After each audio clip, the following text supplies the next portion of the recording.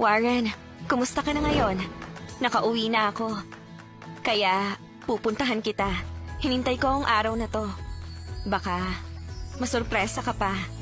Kasi talagang nagpaganda ako. Sandali.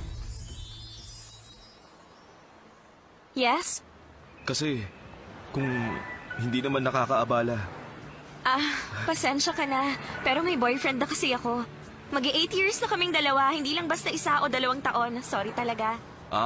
Sige, pero baka pwede mo naman. Ito, kasi... Paano ba yan? Sobrang mainitin kasi ang ulo ng boyfriend ko, kaya talagang magagalit siya sa ginagawa mo ngayon. Makakaya mo kaya kapag nagalit siya? Ako? Pero bakit? Honey! Uy, Lily! Ano ba ginagawa mo rito? Doon ba sa bandang yun?